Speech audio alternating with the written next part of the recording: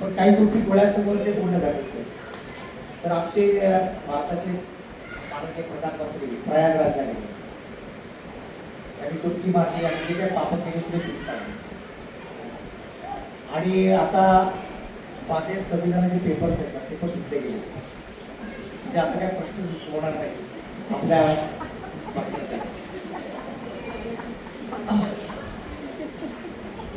त्या प्रयागराजमध्ये आमचं एक चित्र गेलं, गिरीश वाघेला तुझं नाव आहे. त्याला मी फोन केला, अरे का पर बोला भाई मैं प्रयागराज में डुबकी मार रहा है, आपको डुबकी मार के आया है अभी, तो बोला सारे पाप धोए क्या, बोला पूरे धो गए पाप. तर त्याला म्हटलं तिथे किती लोक मेले रे बाबा, तो म्हटलं 750+ तुम्हाला कोणी सांगणार नाही, कोणी दाखवणार नाही.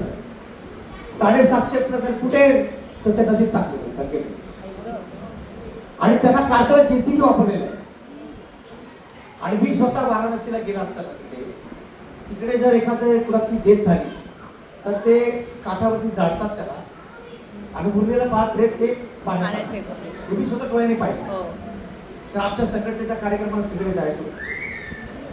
त्यामुळे एक गोष्ट नेहमी लक्षात ठेवा की आम्हाला बाबासाहेब आंबेडकरांनी जे शिकवलं आहे का आपल्याला दिल्यावर 22 आपण कुणाला सांगितलं 22 आपल्याला सांगितलं. आणि मी तुम्हाला हे सांगतो की मागे 2-3 महिन्यापूर्वी मी श्रीलंकेला तिथे जाऊन आलो, बौद्ध स्थळ बघून आलो.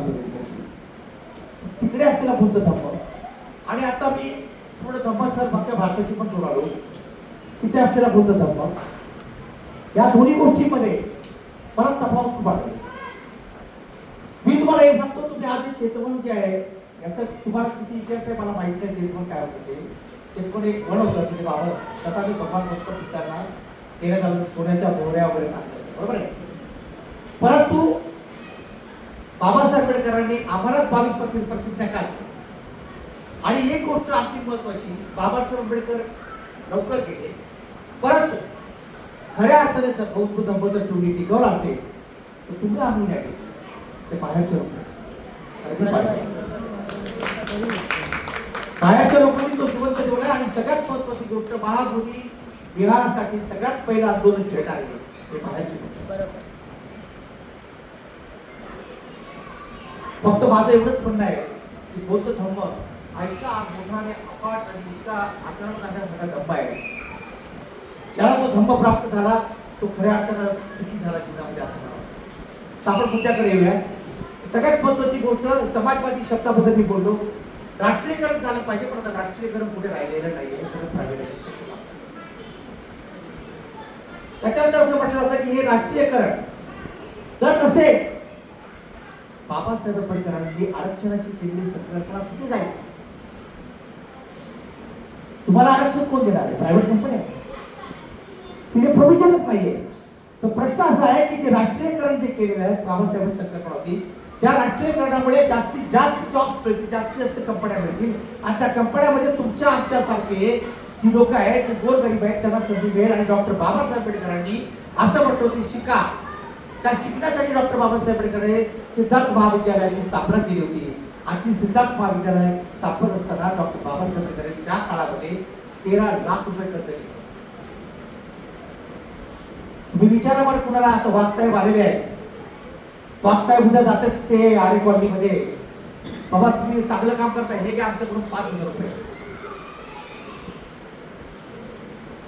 आम्ही हे म्हणतो जेव्हा डॉक्टर बाबासाहेब आंबेडकर 13 लाख रुपये खर्च काढणार सिद्धार्थ महाविद्यालय खोललं आणि तिथे तुम्ही जागतिक टाकलं. आता सिद्धार्थ महाविद्यालयात आम्ही विद्यार्थी, आता सिद्धार्थ महाविद्यालयामध्ये मी शिकवलं आणि ते शिकलो म्हणून माझी जबाबदारी होती सिद्धार्थ महाविद्यालयामध्ये तिथल्या विद्यार्थ्यांना शिकवलं.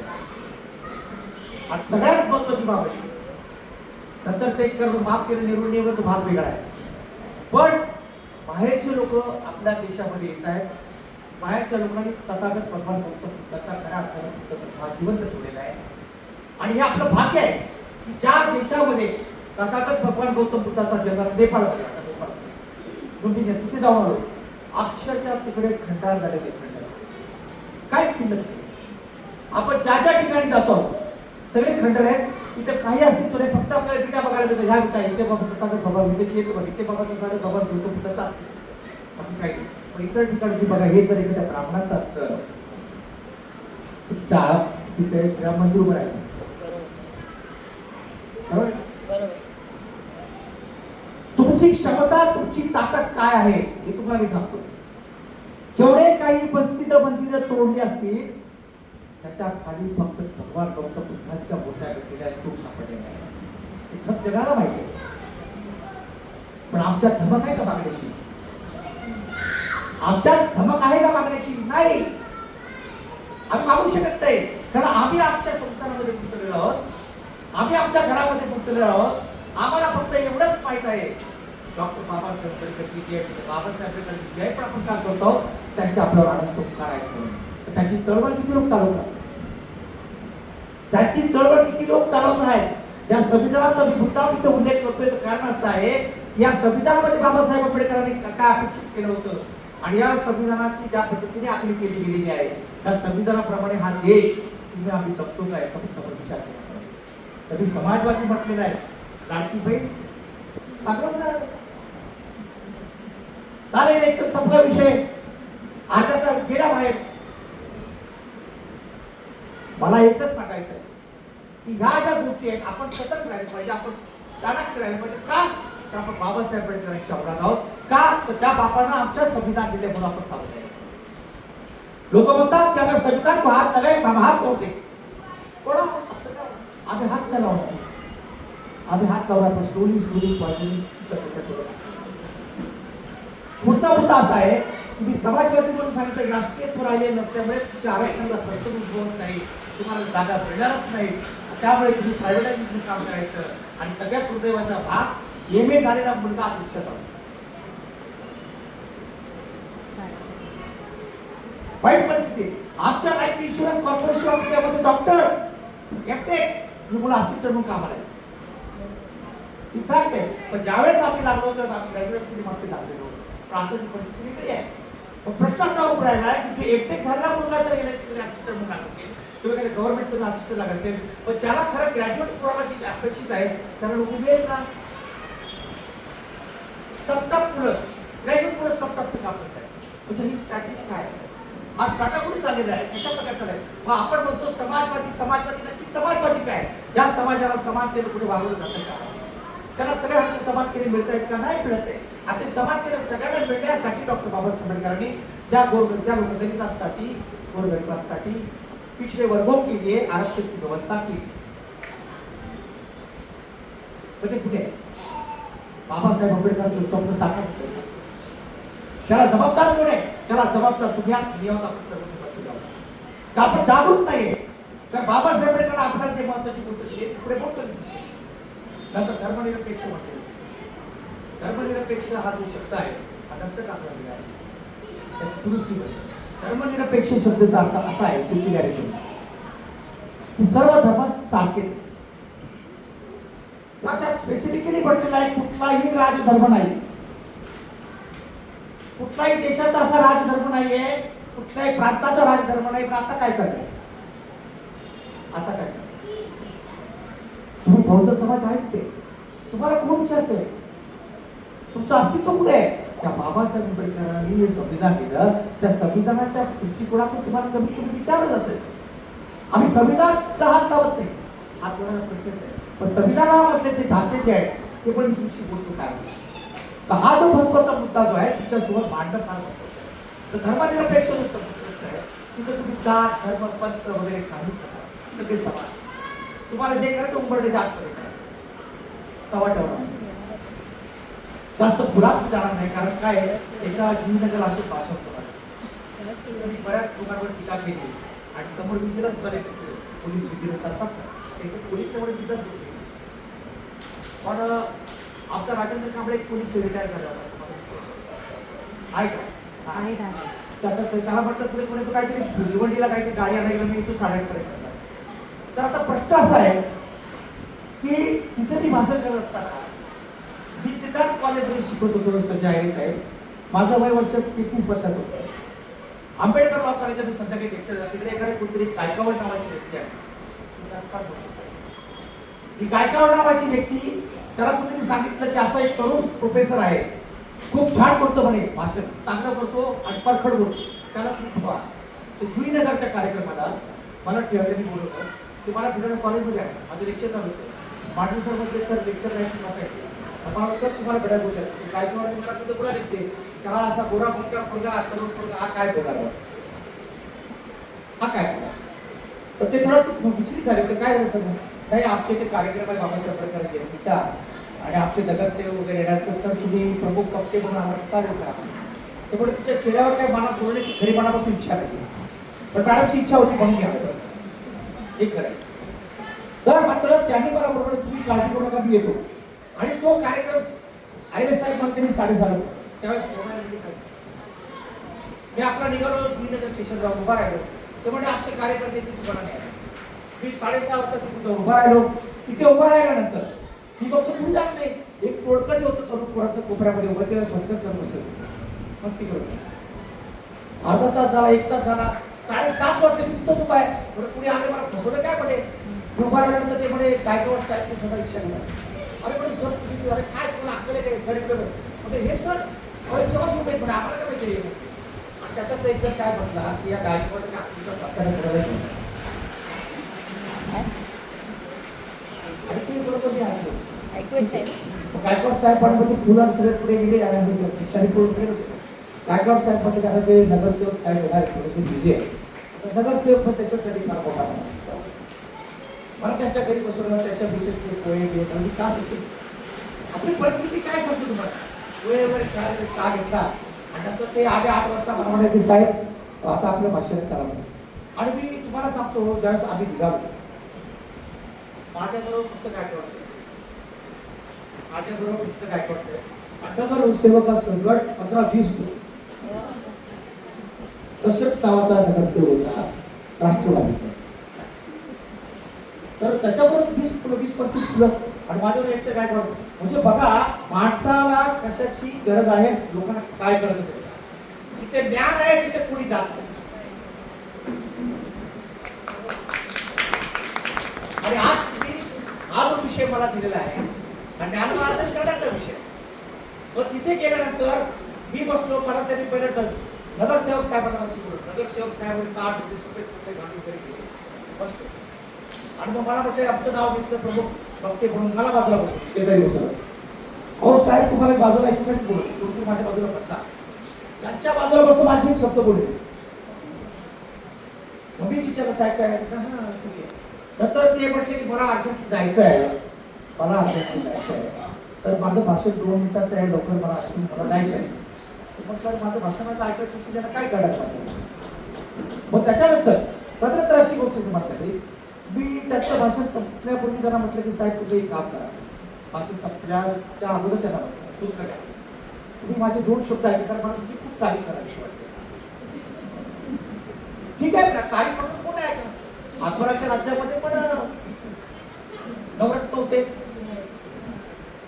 आता संभाजीचं पिक्चर झाला कमी कलश पण मी काय कमी कलश बरोबर तर प्रश्न असा आहे की तो माणूस बसला त्यांनी बोलला वगैरे आणि दोघं टाळ्या वगैरे भरपूर टाळ्यानंतर नगरसेवक तिथला आणि ज्यावेळेस माझी वेळ आली की उभा राहिलो तर मला म्हटलं साहेब बसा 2 मिनिटं आणि सुरुवात केली आयले साहेब जवळजवळ 1.5 तास म्हटलं नगरसेवक जागचा उठला नाही नगरसेवक जागचा उठला नाही कारण त्याला ज्या पद्धतीने मी बोललेलं आहे हे फार महत्वाचं आहे आणि सगळ्यात महत्वाची गोष्ट जाताना नगरसेवक बरोबर 4-5च पुढे होते पण मला स्टेशनला सोडायला 20-25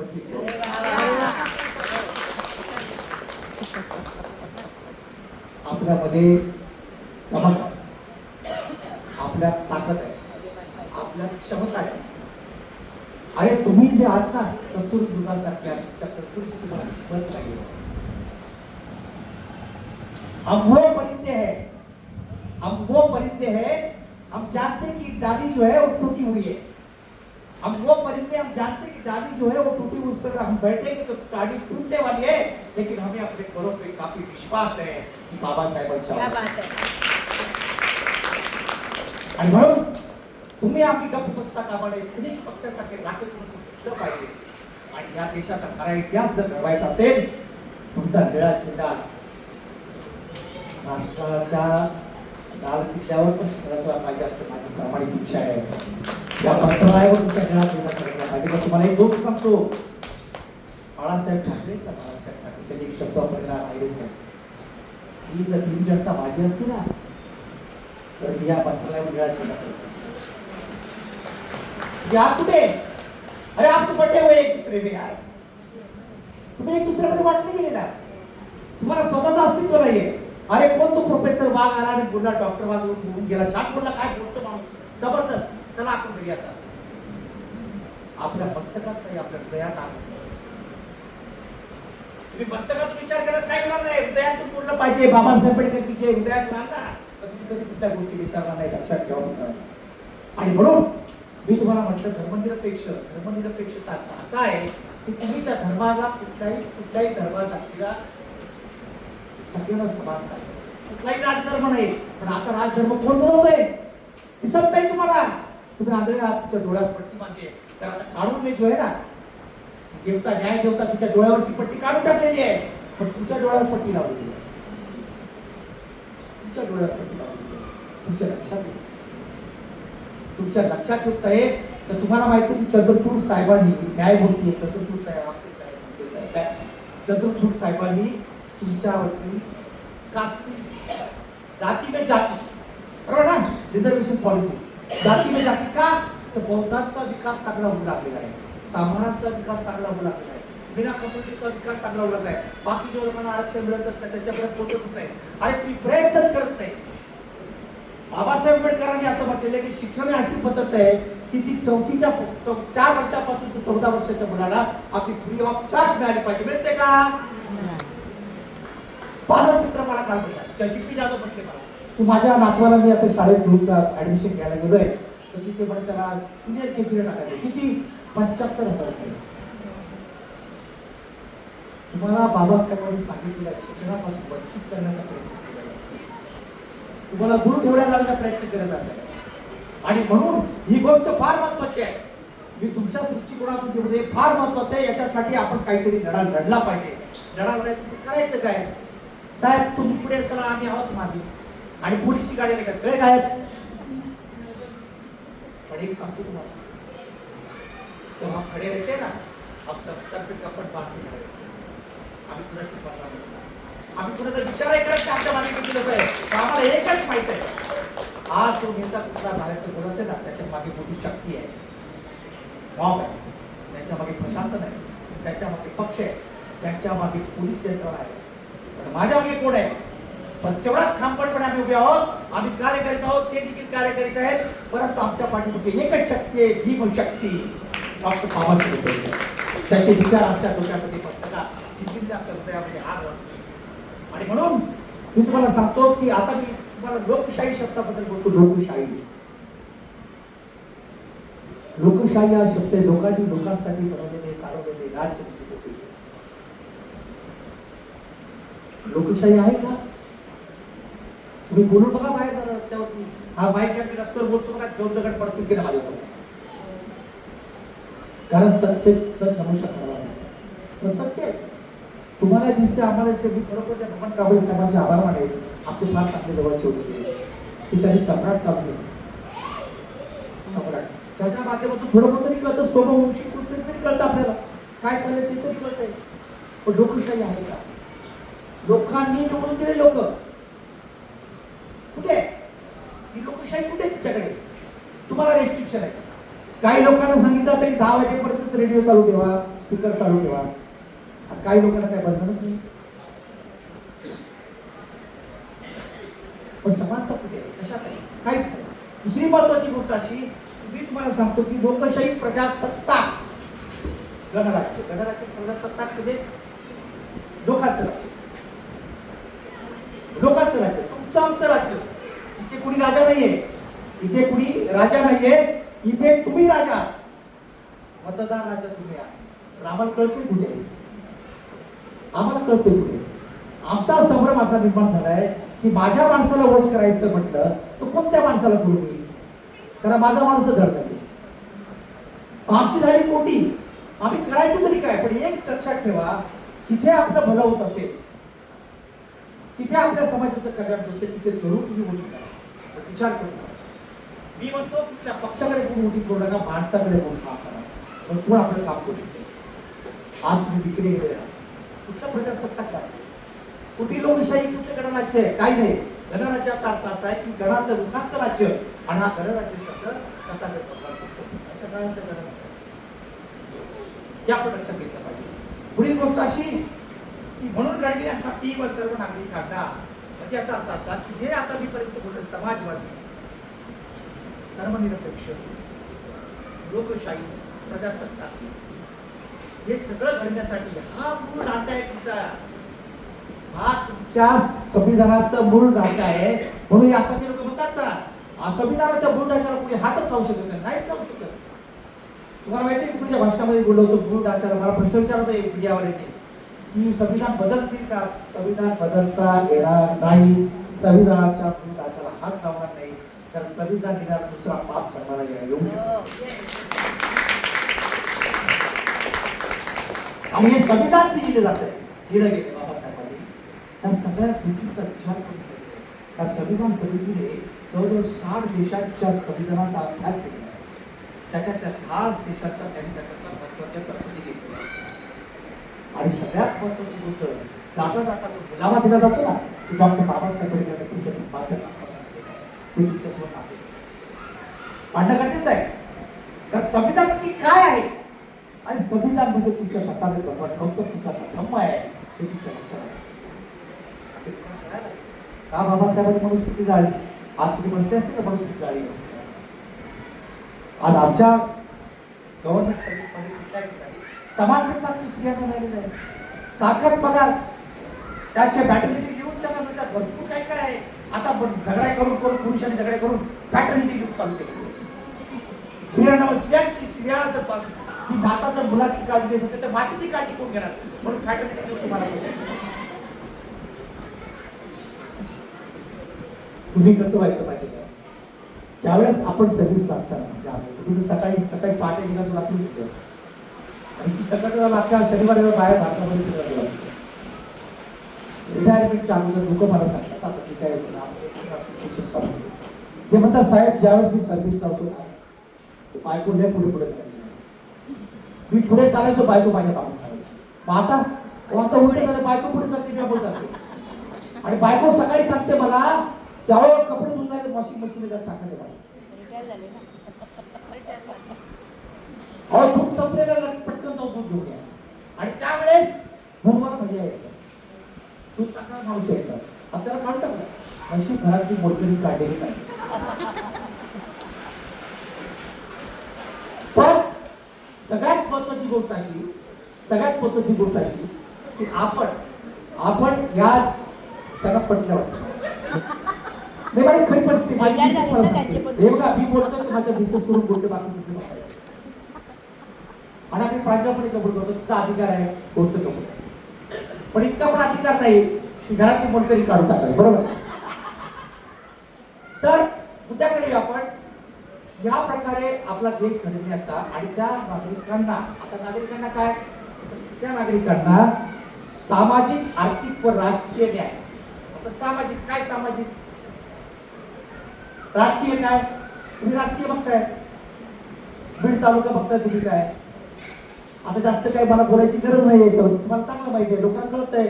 पण काय करणार, आमचे हात बांधलेले साहेब, काय करणार, आमच्या दगडाखाली आहे, आम्ही काहीच करू शकत नाही, बरोबर आहे. सामाजिक म्हणजे सर्वांना समाजात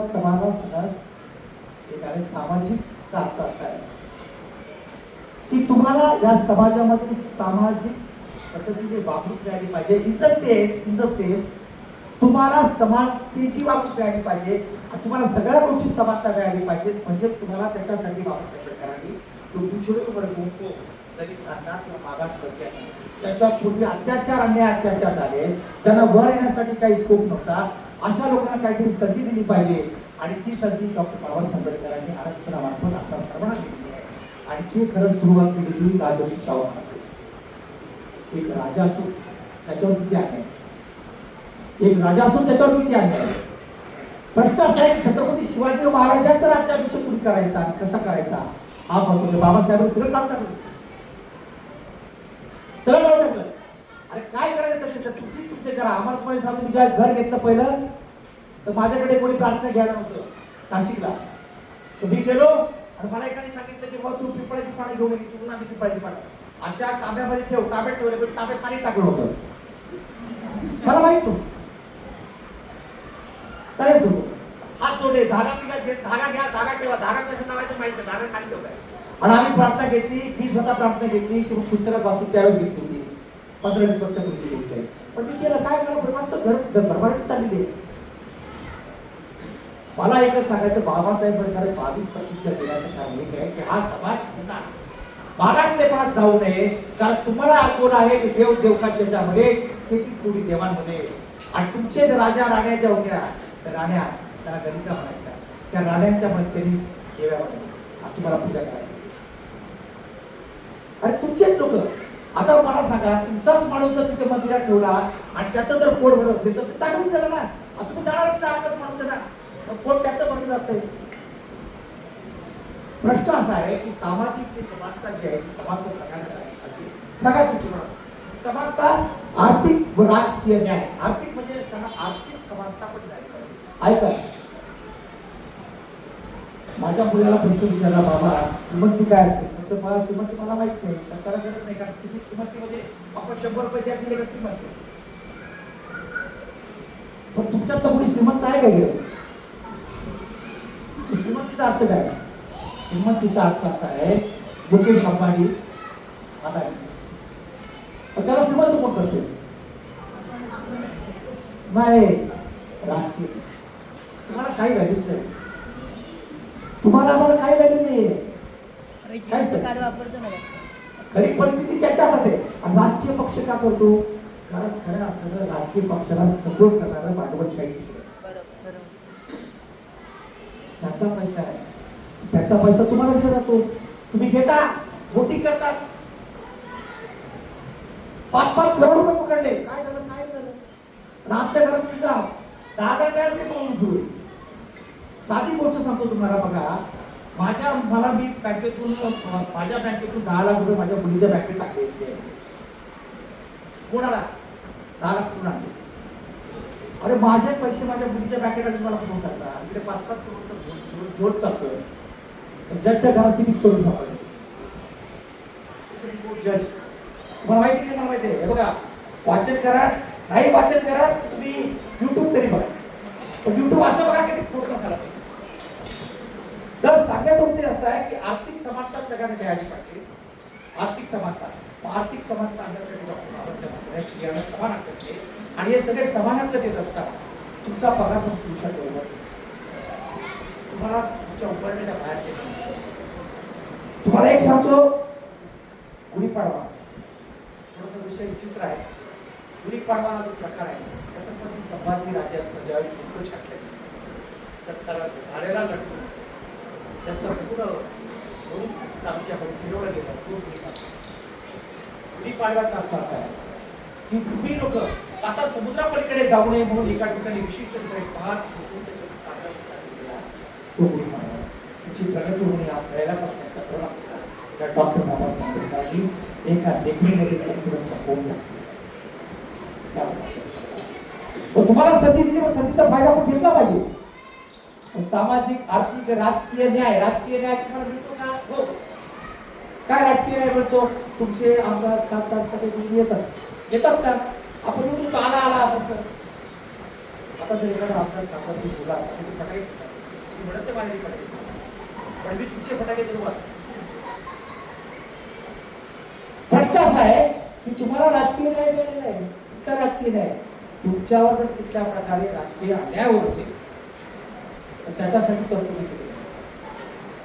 मला आरक्षण दिलेले 10% त्या काळामध्ये, हे पुढे वाढवायचं की नाही ठरवण्याचे अधिकार त्याच्यामध्ये वाढवत आता वाढवलेले आहे. आणि दुसरी महत्वाची गोष्ट अशी की तुम्हाला स्त्रियांना आता 50% आरक्षण दिले. एक लक्षात घेतलं पाहिजे. त्याच्यानंतर विचार, अभिव्यक्ती, विश्वास करता. विचार मी मानतोय की विचार, त्या विचाराला हे आहे का? स्वातंत्र्य आहे का? माझ्या विचाराला स्वातंत्र्य आहे का? कोण मायकाला लिहित असेल की त्याने जावं आणि एखाद्या मंदिरासमोर जे तुम्हाला वैचारिक स्वातंत्र्य नाही. तुमचे विचार किती प्रगत असू द्या, आमच्यामधले अनेक बुद्धिमान डॉक्टरेट लोक प्राईम मिनिस्टर ऑफिसच्या कमिटीवर जे आहेत तर त्यांचा फक्त वापर आपल्या विरोधात केला जातो, आपल्याला तुम्हाला विचार मांडायची गरज आहे. तुम्हाला अभिव्यक्ती म्हटलं, अभिव्यक्ती म्हणजे आम्ही बोलू शकतो ते स्वातंत्र्य तुम्हाला आहे. शिवाय तुम्हाला विश्वास आणि श्रद्धा या बाबत विश्वास करता कुणावर श्रद्धा ठेवा. पण एक गोष्ट तुम्हाला सांगतो, प्राईम मिनिस्टर ऑफ इंडिया त्यावेळेस जाती में जाती ज्यावेळेस सुप्रीम कोर्टाचा जो आदेश आला पारित झाला, जाती में जातीमध्ये या जातीमध्ये पण जातीचं आरक्षण केलं पाहिजे आणि त्या दृष्टिकोनातून त्यांनी हे केलं आणि क्रिमिनल ऍप्लिकेशनसाठी त्यांनी सजेशन दिलं. त्याच्या विरुद्धात प्राईम मिनिस्टर ऑफ इंडिया त्याला पत्र व्यवहार केलं. तर माझ्या पत्राला जे उत्तर आलं ते फार भेट आहे.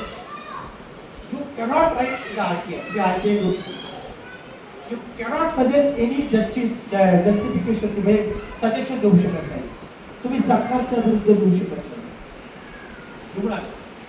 त्यामुळे तुमचं जे आहे तुमचं हे विचाराधीन झाल्यास समजून तुम्ही क्लोज करा. एक पत्र आलं मी परत पत्र केलं, परत तसं पत्र तिसऱ्या दिलं, चौथ्याला 4 पत्र मी दिले, प्राईम मिनिस्टरचे पत्र नाही दिले आणि शेवटच्या पत्रामध्ये ज्या सजेशन्स मी दिल्या होत्या, सेन्सस झालं पाहिजे, प्रत्येक जातीची गणना झाली पाहिजे प्रॉपर्टी आणि त्याप्रमाणे आरक्षण दिलं गेलं पाहिजे हे मी त्यावेळेस दिलं होतं आणि सगळ्या गोष्टी प्राईम मिनिस्टर ऑफ इंडियाच्या ऑफिसनं ऍक्सेप्ट केलं आणि मला पत्र पाठवलं.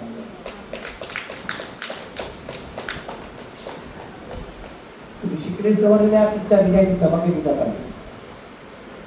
आमचे पुत्र ज्या नाव घेत नाही ते मला भेटले होते. त्यांना म्हटलं साहेब आता ते आंबेडकर जयंतीच्या संदर्भात तुम्ही काय केलं, रिटायर झालात तर आम्ही त्या मागणी ती परत का म्हणून मी जज होतो, पण जज काय म्हणून काय असा जर विचार बाबासाहेबांनी केला तर काय झालं. राजेंद्र वाघ या बाईकवर बोलत असतात, कुठेतरी गोरा मोठ्यावर कुठे पाणी घातलं, पाणी भरायला ठेवलं असतं, काळा सावळा असता तर कुठे म्हशी धुवायला ठेवला असतं. बाबासाहेबांची फार मोठी निर्माण. त्याच्यामुळे सगळ्यात महत्त्वाची बाब अशी आहे की आपल्याला कुठलं कुठेतरी स्वातंत्र्य असतो किंवा नसतो, पण आपण जागोजागी एक माणसाला का होईना बोललं पाहिजे, सांगितलं पाहिजे आणि त्यांना पटवून दिलं पाहिजे की बाबासाहेब आंबेडकरांनी दिलेलं संविधान हे आता आणि म्हणून तुम्हाला व्यक्ती स्वातंत्र्य नाहीच आहे, आपली व्यक्ती नाहीये आणि पुढे असं म्हटलं जातं, बाबासाहेबांनी म्हटलं उपासनेचे स्वातंत्र्य, तुम्ही उपासना करा. दुसरी मग दर्जाची व संधीची समानता हे आपलं आरक्षण. सगळ्यांना सारखा दर्जा मिळाला पाहिजे, सगळ्यांना सारखी संधी मिळाली पाहिजे. आणि आता तुमच्याकडे जर आगामी अंबानी आले असले तर तुम्हाला काय समानता मिळेल? तुम्हाला फक्त राजकीय आरक्षण मिळेल. त्यामुळे लोक आम्ही असतात कारण राजकीय आपल्या कॉन्स्टिट्यूशन मध्ये प्रोव्हिजन आहे, करावे लागतो. नॅशनल कमिशन पार्लमेंट कमिटीमध्ये पण हा मोठा विषय आहे.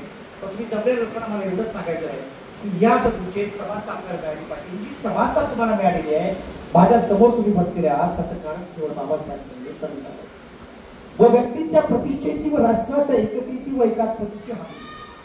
प्रत्येकाला गरीब असो किंवा श्रीमंत असो, तो अतिशय गरीब असला तरी त्याला एक हो, तो अतिशय श्रीमंत असला तरी त्याला एक, तो टाटा बिर्ला कुणी असतो ही एक प्रोजेक्ट दिली. तुमच्या हातामध्ये हत्यार दिलेलं बाबासाहेबांनी हत्यार. तुम्हाला माहिती आहे, तुम्हाला मतदानाचा अधिकार मिळत नव्हता.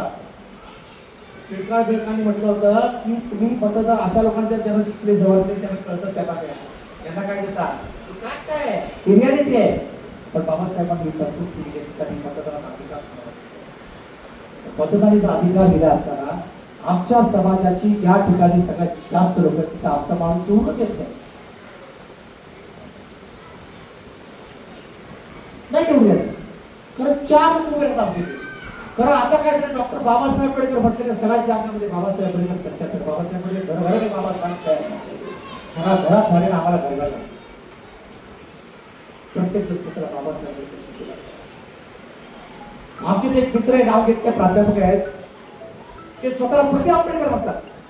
आम्ही ज्यावेळेस माझ्याकडे गेलो होतो वाराणसी साईडला, बिहारला, तर त्या बिहारला त्यांना भेटायला लोक आले आणि सगळे म्हटलं बघा मागचं हे सगळे लोक मला बाबासाहेब आंबेडकर म्हणतात, बाबासाहेब कातात पण काही म्हणते कसं कातात पण कशी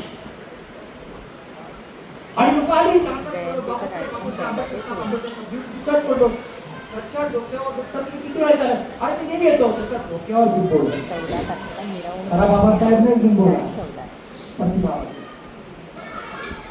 ती बाबासाहेब गुंबवलेले आहे आणि म्हणून या गोष्टी फार आणि या दृष्टिकोनातून मी सांगतो की बाबासाहेब आंबेडकरांनी लिहिलेलं संविधान हा शब्द फार त्याला टिकवण्याची जबाबदारी तुमच्या हातात आणि म्हणून पुढे असं म्हटलं जातं बाबासाहेब आंबेडकरांना राष्ट्राच्या एकतेची व एकात्मतेची आम्ही एवढे दुनियाच्या भरच्या जातीचे पंथ आहे धर्म आहे तरी पण इथून दखल देण्याची संविधान कशा प्रकारे त्याचा वापर करायचा राजकीय पक्ष त्याचा गैरवापर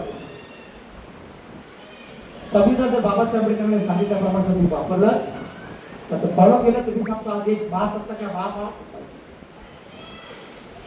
आणि शेवटी ते म्हणतात एकात्मतेची हमी ते सगळं सांगताना त्याचं प्रेम बघा देशाचं प्रेम बघा त्याचं याच्यातून एक गोष्ट लक्षात घ्या की बाबासाहेब आंबेडकर म्हटले होते की सर्वप्रथमता मी भारतीय आहे अंतिमताही भारतीय आहे आणि तुमच्या संघर्षासाठी डॉक्टर बाबासाहेब आंबेडकर ब्रिटिशांची गोलमेज परिषद घेतली किती वेळा भांडे गांधी शिकतात कुणी आपलं नव्हतं कुणी आपलं तुम्हाला हरिहर म्हटलं जात होतं हरी के जन अरे कोण हरी मला माहित नाही आपण हरी कॅन्टीन वाला आहे बरोबर मला माहिती हरी के जन काय तुमचं संबंध आणि बाबासाहेब आंबेडकरांनी जे संविधान दिलं ते सगळ्यात महत्वाची गोष्ट सर्वसामान्य माणसाला केंद्रस्थानी म्हणून त्यांनी लिहिलं आहे अ कॉमन मॅन म्हणून ते म्हटले पीपल आम्ही भारताचे लोक आपला आणि म्हणून या देशावर खऱ्या अर्थानं जर बघतदारी कुणाची असेल सम्राट अशोकाने दाखवून दिलेलं आहे आणि सम्राट अशोकाची लेखक राजवंशाची लेखक अरे तुमच्यात काय बळ आहे तुमच्यात काय ताकद आहे जाऊन बघा त्या भीमा कोरेगावच्या स्तंभावरती की डावा वाचा आणि मग तुम्हाला कळेल तुम्ही पुढे कुठल्या वंशाचे आणि बाबासाहेबच लागतो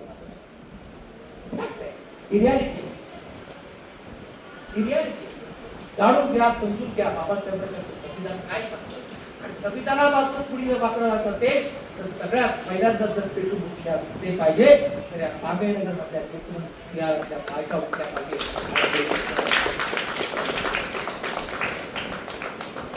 आताची राजकीय परिस्थिती आहे खूप कहा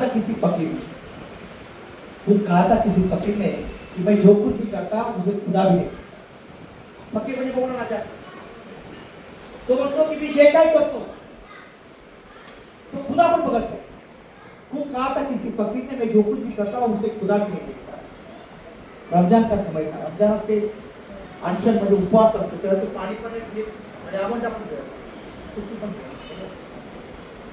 तो हाँ फकीर ये फकीर ने सोचा कि भाई क्यों नहीं जाके नदी में डुबकी लगाओ पाणी पी आणि तो जायचा पाण्यात डुबकी घ्यायचा आणि वरती यायचा आणि वर आल्यानंतर लोकांना म्हणायचं भाई जो कुछ भी करता हूं उसे खुदा भी नहीं देखता भाई जो कुछ भी करता हूं मॅडम काही चिठ्ठी आहे का मला नाही तुम्हाला द्या द्या मला नाव हवी मी नंतर जाताना घेतो आता जर संविधान दुरुस्त हां ओके तर सगळ्यात महत्वाची गोष्ट जो कुछ भी करता हूं उसे खुदा के लिए देखता था मौलाना ने सोचा कि मैं जाके पानी में डुबकी लगाओ डुबकी लगा के मैं ऊपर आओ पानी पी के लोगों को पता नहीं चलेगा कि मैं क्या कर रहा हूं आता डुबकी घ्यायचं वरती यायचं लोकांना जो कुछ भी करता हूं उसे खुदा भी देखता आपली परिस्थिती कशी राजकीय पक्षी आणि तर समाजाच्या आप लोकांची जे स्वतः हुशार समजतात त्याच्यामध्ये मौलाना एक दिन पानी में डुबकी लगाई एक दिन हो गया दो दिन हो गया तीन दिन हो गया चौथे दिन जब डुबकी लगाए तो उसके मुंह में मछली फंस गई टूटा मासा आ गया तो बाहर आया ना वो खुदा कह सकता था ना अल्लाह कह सकता लोगों ने काय अरे मौलाना के मुंह में मछली फंस गई तो त्याच्यामध्ये संजयाचं ते घोषणा मारलं तो लोकांनी ती मासा बाहेर काढला आणि मग संजयाने म्हटला की जो कुछ भी करता उसे खुदा नाही पण ती सारी दुनिया आहे आणि म्हणून मित्रांनो वेळ आलेली आहे बाबासाहेबांची चळवळ खऱ्या अर्थाने सुरू झालेली आहे संविधानाच्या माध्यमातून लोक लाल पुस्तक दाखवतात, पिवळं पुस्तक दाखवतात, हिरवं पुस्तक, मला काही त्याची देत नाही. पण मला फक्त एकच पाहिजे, आमचं संविधान म्हणजे डॉक्टर बाबासाहेब आंबेडकरांची छबी ती माझ्या शरीरात. माझ्या संविधानावर जर कोणी जर बोलत असेल, त्याच्या विरोधात कोणी मागत असेल, तर बाबासाहेबांविरुद्ध बोललं जातं. हे लक्षात घेऊन तुम्ही त्याच्यावरती विरोध केला पाहिजे, त्या मताचा मी स्पष्टपणे सांगतो.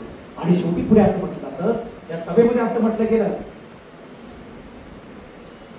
व्यक्तीच्या प्रतिष्ठेची, राष्ट्राची एकतेची व एकात्मतेची हमी देणारी बंधुता. बंधुता हा शब्द प्रस्थापित करण्याचा दृढ निश्चय करून, आता बंधुता हा शब्द फ्रॅटर्निटी जो शब्द आहे तो फ्रेंच याच्यामधला पण आहे, कॉन्स्टिट्यूशन आपल्याला माहिती आहे. आजच्या संविधान सभेत आज दिनांक 26 नोव्हेंबर 1949 रोजी हे संविधान अंगीकारतो, अधिनियमित करतो व स्वतःच अर्पण करतो. हा शब्द फार महत्त्वाचा आहे. त्यांनी राष्ट्रास अर्पण केले नाही, स्वतःला कॉपी अर्पण केली. म्हणजे हे संविधान मी स्वतःला अर्पण करतो, म्हणजे हे संविधानाचं मी पालन करतो. त्याचे मूलभूत अधिकार आताचे तत्व, कर्तव्य हे सगळे पाळण्याची मी हमी देतो. आम्हाला माहित आहे का? नाही माहित. पण ते मला आदिवासी मुलांचं कौतुक वाटतं. आम्ही फक्त एकच शिकलोय, आम्ही सारे भारतीय है ना, बहीण भाऊ वगैरे काय. पण खऱ्या अर्थानं मला एकच माहिती, या देशाची जर खऱ्या अर्थानं महाराष्ट्र संविधान, विशेषतः चीनमध्ये 150 फुटाची डॉक्टर बाबासाहेब आंबेडकरांची प्रतिमा उभी केली जाणार आहे. चीनला बाबासाहेब कळत, सिम्बॉल ऑफ नॉलेज त्यांना कळत, परकीयांना कळला बाबासाहेब आंबेडकर काय आहे. पण माझ्या चेतनामध्ये बघते लोकांना किती बाबासाहेब आंबेडकर आहे. कारण आहे तुमच्याकडे बोलायला तुम्हाला सांगायचं लोक नाही. त्याचं कारण आहे की आम्हाला पुस्तकामध्ये वेगळंच काहीतरी शिकवलं जातं. बाबासाहेबांचा इतिहास वेगळाच सांगतात, खरा इतिहास वेगळा. आणि म्हणून मी असं म्हणतो की हे संविधान आपल्याला असलं पाहिजे. तर माझं तर वैयक्तिक मत असेल की प्रत्येकाने आपल्या भिंतीवर संविधानाची प्रत लावली पाहिजे, पाठ केली पाहिजे. तर आपल्या मुलांना सांगितलं पाहिजे बाळाले हे संविधान असं आहे. आणि म्हणून या गोष्टी सांगता तुम्हाला कंटाळा आला का? कंटाळा आला का? हे बघा, कंटाळा आला तर मी थांबणार नाही. जाऊ द्या, काही बोलतच नाही. बरोबर, काही प्रतिक्रिया मला मी एक प्राध्यापक आहे, मला संधी मिळाली आहे 20 कोटी. कारण माझा विद्यार्थी 5 आहे, माझा विद्यार्थी 5 आहे. पण मी तुम्हाला एक सांगू का, मी जे बोलतोय, मला मी भाषण करायला बोलवलं पण मी बोलत नाही. मी माझ्या हृदयातून आणि मी माझ्या लोकांशी बोलतोय, हृदयातून बोलतोय, मी माझ्या लोकांशी बोलतोय. आणि हे माझ्यासाठी अतिशय महत्वाचं आहे. आता कसा तो संविधानाचा इतिहास आहे, मी तुम्हाला ते वाचून फक्त दाखवतो.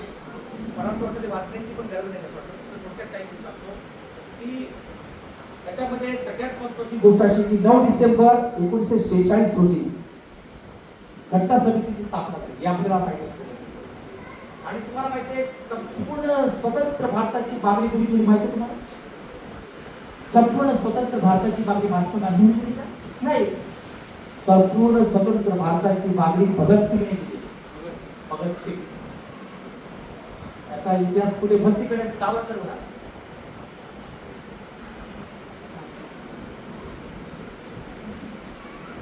भगतसिंगने केलेली स्वतंत्र भारताची मागणी सगळ्यात पहिल्यांदा ती लक्षात घेतली पाहिजे. आणि त्याच्यानंतर खऱ्या अर्थानं आपला देश कधी स्वतंत्र झाला 1947 साली नाही झाला. खऱ्या अर्थानं आपला देश स्वतंत्र झाला 26 जानेवारी 1950 रोजी, त्यावेळेस संविधान लागू झालं. आणि तुम्ही आम्ही सर्व पामर एकाच वेळेस स्वतंत्र झालो, संपूर्ण स्वातंत्र्य. आणि खऱ्या अर्थानं या भारताची छत्रपती शिवाजी महाराजांना पुष्कळ सुराज्याची स्थापना त्या आपण लक्षात घेतलं पाहिजे. आणि म्हणून 22 जुलै 1947 राष्ट्रध्वजाची आपण स्थापना केली, संमत केला राष्ट्रध्वज.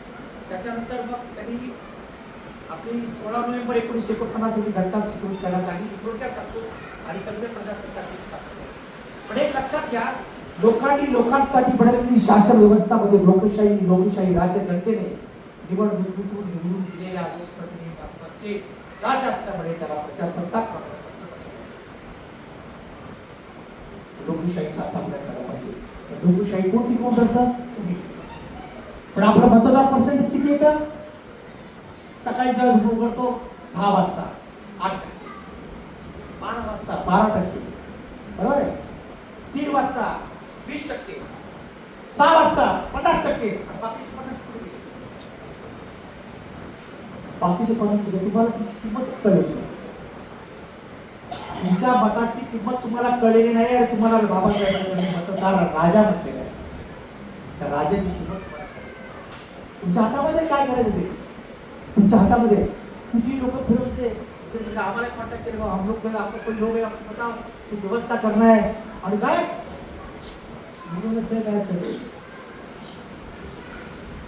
तुमच्या हातामध्ये आहे. एक लक्षात घ्या, कुणी जरी निवडून आला, तुम्ही बघताय आज सत्ता उलटून टाकलेले आहेत बाहेर. इराण घ्या, बऱ्याच ठिकाणी आहे. इराकमध्ये झालेलं आहे, आता कोरियामध्ये परत चालू झालेलं आहे. सत्ता उलटून टाकते लोक, पॅलेस्टाईनची सत्ता उलटून टाकतात. लोकांमध्ये ताकद आहे, क्षमता आहे. फ्रेंच क्रांती सगळ्यात खतरनाक, तर त्यांना बंदुका कळली, समानता कळली, त्याच्यातून त्या गोष्टी फार महत्वाच्या आहेत. ती ताकद तुमच्यात नाही, पण तुम्हाला विरोध या केलं तुमच्यासमोर तिकडे टाकलं जातात, तुम्हाला आरक्षण दिलं. मी काय म्हणतो, माझी मुलगी डॉक्टर आहे, माझी मुलगी डॉक्टरने मला काय करायचं? माझा मुलगा ग्रॅज्युएट झाला, चांगला क्रिकेट प्लेअर आहे, आज तुमच्या तपले क्रिकेट पडते, मला काय गरज पडले? तसा जर विचार बाबासाहेब आंबेडकरांनी मार्फत ज्योतिबा फुले वगैरे या लोकांनी जर केला असता, तर तुमची मुलं आज म्हणतात. आज तुमची आमची नैतिक जबाबदारी, आपण सर्वांना सुशिक्षित बघा, शिक्षित आणि सुशिक्षित, शिक्षित सगळे शिकतात, पण सुशिक्षितचा अर्थ सुसंस्कृत असावा, आणि ती सुसंस्कृत बनवायचं काम ती माता करते. घरामध्ये तुम्ही हातपूर निर्माण करता, घरामध्ये तुम्ही दिवा करता, दिव्याची मशाल तुमच्यावर होईल. आणि म्हणून तुम्ही बसलेल्या सर्व भगिनी आहात, तुम्ही प्रत्येकाने ज्योतीला ज्योत लावली तर या दिशामध्ये किती पुढे प्रकाश पडेल, आणि बाबासाहेब आंबेडकरांच्या खऱ्या अर्थात तुमचं धर्म करा. आणि म्हणून फार महत्वाचं बोलतोय, कारण त्या बाबासाहेब आंबेडकरांनी रक्ताचं पाणी दिलं आपल्यासाठी, केवळ त्यांच्यासाठी पण आपण भांडलं पाहिजे, त्याच्या संविधानाची दाद राखली पाहिजे, संविधान तुमच्या आपल्यासाठी. आणि म्हणून त्या सर्व गोष्टी सांगत असताना माझ्या लक्षात तुमच्याशी येते की प्रजासत्ताक लोकराज्य आपली सत्ता आहे, आपण मतदार आहोत, आणि ह्या तयार करायचं तुम्हाला सगळ्यांना पाडणार असेल. लोकांच्या 2 वर्ष 11 महिने 18 दिवस इथपर्यंत माहिती आहे की नाही? इथपर्यंत माहिती आहे. पण पुढे एकूण 9,635 सूचना व दुरुस्त्या मागवण्यात येतात आल्या होत्या. त्यापैकी 2,473 घटना समितीकडे सूचित केल्या, त्याच्यावर चर्चा झाली, त्याच्यातले काही गोष्टी घेतल्या गेल्या, आणि ह्या अशा प्रकारे या संविधानाची मूर्तपेठ होते, पूर्ण तयार केली. 2023 पर्यंत आपल्याकडे अमेंडमेंट करण्याची प्रोव्हिजन आहे, पण ढाचा बदलू शकत नाही. अमेंडमेंट करण्याची प्रोव्हिजन 107 दुरुस्त झाला 2023 मध्ये. सगळ्यात पहिली दुरुस्ती झाली 1950 मध्ये झाली, त्याच्यात 72 धर्मनिरपेक्ष शब्द टाकला गेला. अशा पद्धतीने या सगळ्या गोष्टी 395 अनुच्छेद आहे, 22 भाग 12 अनुसूची व 1 परिशिष्ट. आता ह्या गोष्टी तुम्हाला सांगण्याच्या पलीकडच्या आहे. म्हणजे तुम्हाला जे सांगतो ते आपल्यासाठी फार महत्वाचं आहे की घटनेचा मूळ ढाचा मी शब्द वापरला. मूळ ढाचा अर्थ असा आहे की संविधानाने केलेली लोकशाहीची रचना, हा मूळ ढाचा आहे. लोकशाहीची रचना कुठली? तर सार्वभौम समाजवादी धर्मनिरपेक्ष प्रजासत्ताक हा ढाचा आहे. पुढे त्याचा भारतामध्ये संविधान जे निर्माण झालं त्याचे एकत्रित 4 स्तंभ आहेत. 3 स्तंभ असे: कायदे मंडळ, कार्यकारी मंडळ, न्यायपालिका, म्हणजे आता ते 35 आणि संरक्षण स्तंभ पत्रकारिता. आता मला तुम्ही सांगा, पत्रकारितेला काय व्हॅल्यू आहे का? तुम्ही कुणाबद्दल काही बोलू शकत नाही. न्याय व्यवस्थेला काय व्हॅल्यू आहे का? न्यायाधीश करत चाललेला आहे, आणि न्यायाधीश राजकीय पक्षाच्या बाजूने बोलतो. आता कायदे मंडळ जे कायदे जे तयार केले, कायद्याचं राज्य आहे भारताचं, आणि आपला भारत देशात कायद्याने चालणारं राज्य आहे, राष्ट्र आहे असं प्रभुत्व केले गेले. आणि कार्यकारी मंडळ म्हणजे केंद्र सरकार किंवा राज्य सरकार वगैरे काय असेल अशा प्रकारे. पण मी ह्या गोष्टीवरती जास्त पुढे बोलणार नाही, कारण हा विषय फार मोठा आहे, गंभीर आहे. पण मी तुमच्याशी पुढे काय बोलणार आहे ते अतिशय महत्वाचं आहे. ते हे राज्यघटनेतील भगवान गौतम बुद्धाच्या ज्या तत्वे आहेत, भगवान गौतम बुद्धाची तत्वे राज्यघटनेमध्ये कशा प्रकारे आले ते मी तुम्हाला सांगतोय. भगवान गौतम बुद्धाचं सगळ्यात पहिलं तत्व असं होतं की अहिंसा. म्हणजे आमचं जे काय लोकशाही मार्गाने येणारं सगळं आहे, आमच्यात अहिंसा प्रकार आहे. पण आता बाहेर काय चाललं? हिंसा. दुसरी गोष्ट त्यांनी इक्वॅलिटी म्हणजे समानता, सगळ्यांना सारखे. तथागत भगवान गौतम बुद्धाचं म्हणणं. त्या काळामध्ये भगवान गौतम बुद्धाच्या याच्यामध्ये स्त्रिया किती भीती होत्या आणि हे तुम्हाला सांगलं पाहिजे. स्वतंत्रता म्हणजे लिबर्टी, व्यक्तीचे विचार आचार वगैरे मांडले भगवान गौतम बुद्धाचं होतं त्यांचं. करुणा व दया. त्यानंतर त्यांनी असं म्हटलेलं आहे पुढे की मध्यम मार्ग जर काय असेल तर समतोल राखला पाहिजे. अंडरस्टँडिंग दृष्टीने हातपड्याला माहिती पाहिजे असा प्रकार म्हणजे एखाद्या टोकाचे विचार टाळले पाहिजे अशा प्रकारचं. निर्भयता, क्लिअरनेस, अन्यायाविरुद्ध उभं राहिलं पाहिजे. सत्याचा आग्रह धरला पाहिजे आणि बंधुता पॅटर्न माणसामध्ये एकता व बंधुत्वाचा भाव निर्माण झाला पाहिजे. तथागत भगवान गौतम बुद्धाची तत्व आहे आणि ती आपल्या राज्यकर्ते कशी प्रतिबिंबित झाली आहे ते मी तुम्हाला सांगतो. समानता आलेली आहे. कलम 14 ते 18 टाकलेले आहे बाबासाहेब आंबेडकरांनी. त्याच्यात जात, धर्म, लिंग, वंश किंवा इतर कोणत्याही कारणावर आधारित भेदभाव करता येणार नाही. अस्पृश्यताची समाप्ती कलम 17. हे कशावर आले?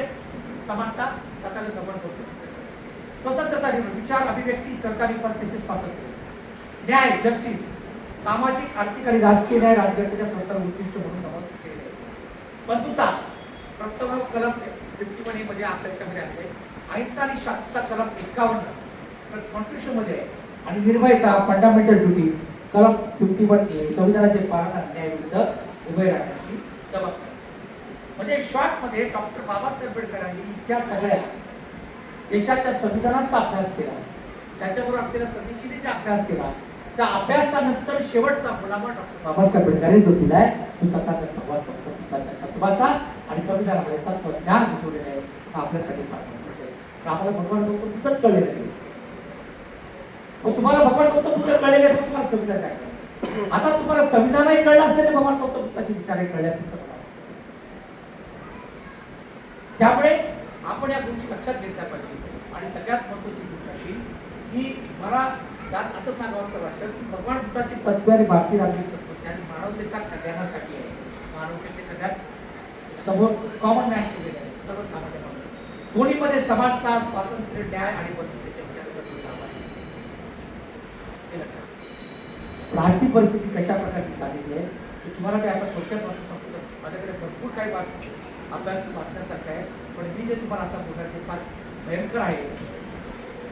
तुम्ही ऐकलं तर तुम्हाला आश्चर्य वाटेल. माझ्या भारताचा मूळ उद्देश जो आहे, कारण मी रिसर्च गाईड असल्यामुळे थेसिस केलेले आहे. माझ्या अंडरमध्ये 22 लोकांनी रिसर्च केलेले आहे. आणि त्याच्यामध्ये ते सगळे एलएलएमचे स्टुडंट, त्याच्यामध्ये 3 मेट्रोपॉलिटन होते, एक ॲडिशनल पोलीस कमिशनर आणि एक जॉईंट कमिशनर सेंटर. जसं 22 लोकांनी माझ्या अंडरमध्ये सुप्रीम कोर्टचे वकील पण त्यांनी माझ्या अंडरमध्ये रिसर्च गाईड. रिसर्च गाईडचा हा उपयोग असतो की चांगलं काय आहे काय, पण वाईट काय आहे ते तुम्ही बोलत आणि ते वाईट आहे ते शोधलं पाहिजे. त्याच्यावरती आपण काहीतरी त्याच्यावर उपाय शोधला पाहिजे आणि रिसर्चचा पाहिजे. आणि म्हणून मला असं वाटतं बाबासाहेब आंबेडकरांच्या संविधानाच्या बाबतीत त्यांनी म्हटलंय, बाबासाहेब आंबेडकरांच्या संविधानाचा खरा अर्थ स्वातंत्र्य, समता आणि बंधुता इतकी सूचने करत आहे. सध्याची राजकीय प्रतिक्रिया संविधानाच्या आभार आम्हाला कळायचे.